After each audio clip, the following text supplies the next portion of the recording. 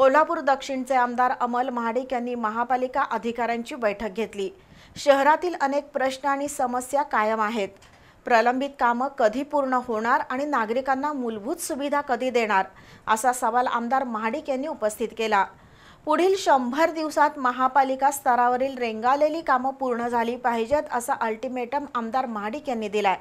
त्यामुळे महापालिकेच्या भोंगळ कारभाराला वेसन घालण्यासाठी आमदार महाडिक ॲक्शन मोडवर आल्याचं दिसून येत आहे। कोल्हापूर शहरातील अमृत योजनेअंतर्गत पाईपलाईन आणि ड्रेनेजची कामं अजूनही अपूर्ण अवस्थेत आहेत।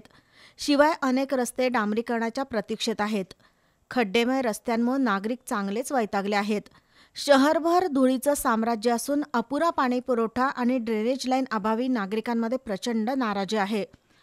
भटक्या कुत्र्यांचा उपद्रव, जागोजागी साचलेले कचऱ्यांचे ढीग अशा अनेक प्रश्नांबाबत आमदार अमल महाडिक यांनी महापालिकेच्या अधिकारी आणि कर्मचाऱ्यांची बैठक घेतली।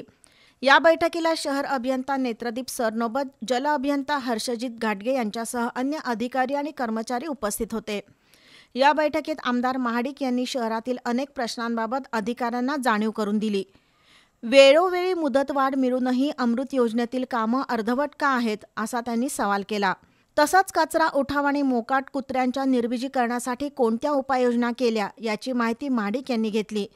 येत्या 100 दिवसात प्रलंबित कामं मार्गी लावावीत आणि जनतेची गैरसोय दूर करावी अशी सूचना अमल महाडिक यांनी केली। भविष्याचा विचार करून दीर्घकालीन उपाययोजना राबवण्यासाठी महापालिका प्रशासनानं आराखडा बनवावा। शासन स्तरावर निधीसाठी पाठपुरावा केला जाईल असं आश्वासन आमदार महाडिक यांनी दिलं। 24 डिसेंबरला प्रत्येक विभागाची स्वतंत्र बैठक घेऊन कामाचा आढावा घेतला जाईल।